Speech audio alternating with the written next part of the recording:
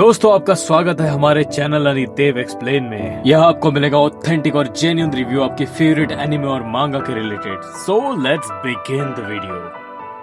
Section 1 the audacity. तो scene शुरू होता है जब माँ की अपने घर वो टॉक्सिक जेनिन हाउस होल्ड वापस आ जाती है कर्स टू लेने। बट हर डैड ओगी जेनिन लिटरल एल पेरेंट वो अपनी बेटियों को मारने की कोशिश करता है क्योंकि उसका ईगो बहुत बड़ा है। माकी और माई को एक पिट में फेंक दिया जाता है which was full of cursed spirits. Mai being the ultimate queen decides to sacrifice herself. She takes all the Maki's remaining cursed energy with her and leaves behind a parting gift, a literal sword and a massive power up. Section 2 the main event, Maki versus the Zenin clan. And then the transformation. Mai के जाने के बाद Maki becomes a heavenly restriction beast just like Toji Fushiguro. No cursed energy?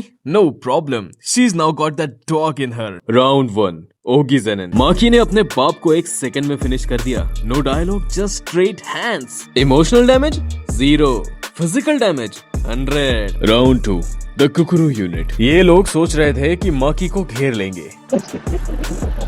माकी ने उन्हें ऐसे काटा जैसे हलवा हो। राउंड 3 माकी वर्सेस हे यूनिट। चोजुरो जेनिन जो एक अर्थ मैनिपुलेशन टेक्निक यूज कर सकता है, माकी उसका गला फाड़ देती है। और उसके बाद रत्ना जेनिन जो अपनी eyes of I paralysing technique से माकी को कुछ सेकंड रोक पाता है, लेकिन माकी अपनी पावर बढ़ाती है और बूम, खेल खत्म। तभी जेनिची भी माकी पर अटैक करता है अपनी मिसाइल कर्स फिस्ट का, लेकिन वो पंचेस माकी के लिए गुदगुदी के बराबर थे। माकी इसका भी सर अलग कर देती है। Meanwhile,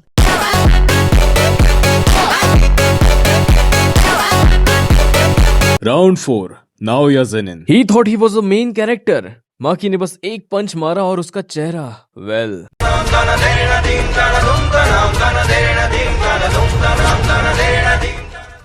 Section 3 The Aftermath. Maki didn't just win.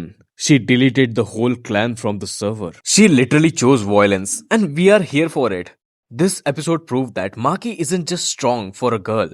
She's a top tier menace. दोस्तों अब बारी है रिव्यू की। एनिमेशन 10 on 10 थी, एकदम टॉप नॉच। इस एपिसोड में पीक शोनेन वाइब थी, लेकिन स्टोरी पेसिंग थोड़ी सी तेज थी। लेकिन ओएसटी में गड़बड़ी हो गई। जब माकी जेनिन क्लैन को वाइप आउट कर रही थी, वहां एक सैड ओएसटी ही आनी चाहिए थी, लेकिन हुआ उसका पूरा उल्टा।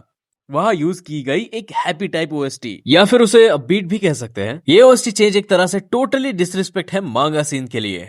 आपको क्या लगता है, क्या माकी अब तोजी के लेवल पे है? कमेंट करके बताओ और सब्सक्राइब करना मत भूलना।